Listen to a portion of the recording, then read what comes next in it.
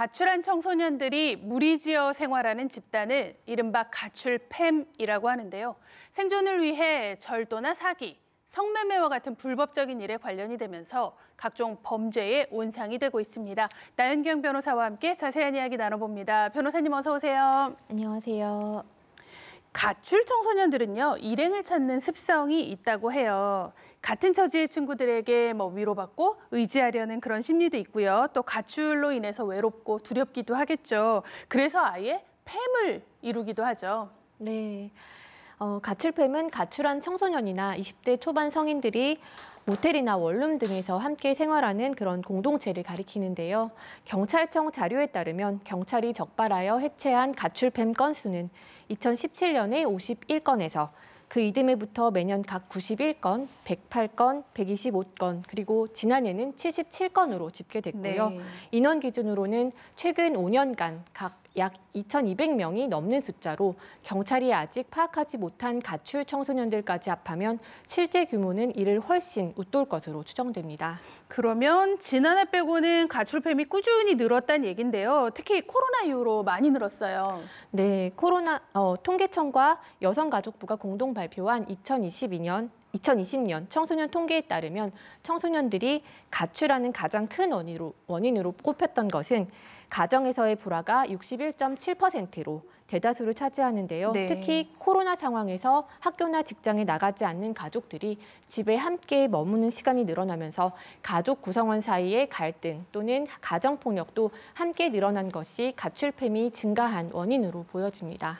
네, 가정 내 환경도 그렇기는 한데 가출 청소년은 또 집을 나오는 순간 또 다른 종류의 온갖 위험에 노출이 되죠. 범죄에도 더 쉽게 노출되는 것 같습니다. 네, 가정으로부터 이탈한 청소년들은 주로 모텔이나 원룸에서 함께 모여서 생활하면서 어떻게든 의식주를 해결하고 또 그 집단을 유지하기 위해서 무리 안에 누군가를 통해서 금원을 마련할 방법을 찾는데요. 그 가출팸에서 주축이 되는 세력이 다른 친구들에게 절도나 사기부터 강도, 매매까지 강요하는 경우가 많고요. 네. 범죄가 생계를 위해서 반복되다 보니 어느 순간부터는 당연한 일이 되고 또 개인이 아니라 집단으로 범행을 저지르다 보니 범행의 수위도 더욱 대담해집니다. 돈을 벌기 위해 나도 했는데 너는 왜 못하냐, 배신하는 거냐라는 식으로 집단 공격을 하기 때문에 무리에 자신의 생계를 의존하며 생활하는 청소년들은 이와 같은 지시를 거절하기가 쉽지 않습니다. 또한 이러한 가출팸에서 혹사당한 피해자들이 무리를 이탈하거나 주축 세력을 신고하는 경우에는 이에 대한 보복으로 집단 폭행에서 심각한 경우 살해하는 경우까지 있다 보니 한번 가출팸에 들어간 청소년들은 일상으로 돌아오기가 어려운 고조입니다. 네, 그래서 실제로 가출팸과 관련한 특수강도 비중이 높다고 하는데 어느 정도인가요? 역시 경찰청 자료에 따르면 최근 청소년 강도 범죄 중에서도 특수강도가 차지하는 비중이 41%에 이를 정도로 높은데요. 특수강도란 흉기를 휴대하거나 2인 이상이 합동하는 등의 방법으로 강도를 저지르는 것으로 청소년들이 저지르는 특수강도 범죄는 대체로 가출팸이나 성매매와 연관이 되어 있다는 것이 경찰청의 분석이고요. 가출팸은 이 특수강도를 저지르는 범행 대상으로 무리 외부에서 제3자를 물색하기도 하지만 남녀 혼성으로 구성된 가출팸 청소년들이 무리 내부의 몇몇 여학생을 폭행 또는 협박하여 성인과의 조건 만남을 종용하고 그렇게 피해 여학생들이 성매매를 통해 얻은 금원을 강취하는 수법도 자주 보여집니다. 네, 그런데 이렇게 가출팸에 있는 우리 청소년들이요, 처벌받지 않는다면서 촉법소년을 이용하기도 한다죠. 그렇습니다. 촉법소년은 만 10세 이상, 만 14세 미만의 형사 미성년자로 이들은 형벌 법령에 저촉되는 행위를 하였어도 형사처벌을 받지 않고 보호자 가무 위탁, 수강명령, 소년원 송치 등의 보호 처분을 받는 등 상대적으로 처분의 강도가 낮은 점 때문에 청소년들이나 그 성인들이 이들을 교사해서 자신의 범죄 행위에 가담시키는 경우가 적지 않습니다. 네. 실제로 지난달 15일 대전 지역에서 20대 2명이 가출 촉법소년 4명을 끌어들여 금은방 절도를 저지르게 하였다가 경찰에 붙잡혔는데요. 특히 이들은 이 가출 소년들에게 범행이 적발되면 자신이 촉법소년임을 주장하고 진술을 거부하라고 시키는 등 처벌에서 벗어날 방법도 알려준 것으로 확인됐습니다. 형법에서는 이렇게 어느 행위로 인해서 처벌되지 아니하는 자를 교사 또는 방조해서 범죄 행위의 결과를 발생하게 한 자를 간접정범이라고 해서 교사 또는 방조에 준하여 처벌하고 있지만 범행에 가담한 촉법 소년들이 적극적으로 진술하지 않는 경우 배후 세력이 누구인지를 밝혀내기가 쉽지 않다는 점이 문제로 나타나고 있습니다. 네, 촉법소년 얘기가 나오니까요. 법무부는요, 내일이에요. 촉법소년 연령을 1살 낮추는 방안을 발표할 계획입니다. 말씀하신 대로 이렇게 촉법소년 같은 경우에는 처벌 사각지대로 남게 되는데요. 그래서 촉법 연령을 만 14세에서 만 13세로 내일 낮추는 방안을 발표한다고 합니다. 네, 이렇게 청소년 범죄가 갈수록 어려지고 또 진흥화되고 있습니다. 우리 가출팸 범죄 문제 어떻게 접근하는 게 좋을까요?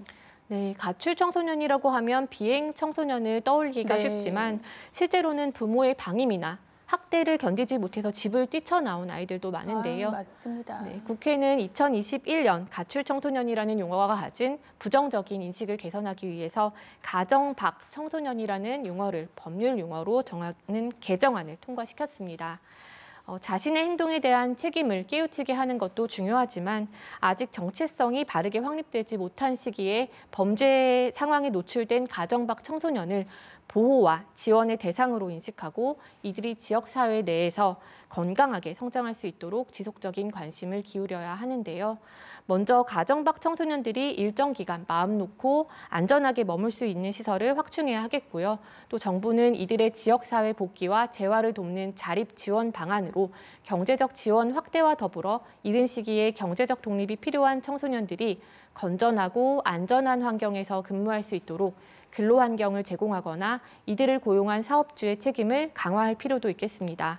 한편 미성년자들을 상대로 숙박을 제공하는 업소나 임대업자에게도 엄격한 신고 의무를 두고 별도의 인증 없이 미성년자가 조건 만남을 구할 수 있도록 청소년 성매매 범죄를 방조하는 모바일 앱의 운영자에게도 엄중한 법적 책임을 지어야 하겠습니다. 네, 마지막으로 하나만 더 여쭤볼게요. 지금 집으로 돌아가고 싶어도 갈 곳 없는 우리 청소년들이 있습니다. 가정 밖 청소년들이 어디에 도움을 구할 수 있을까요?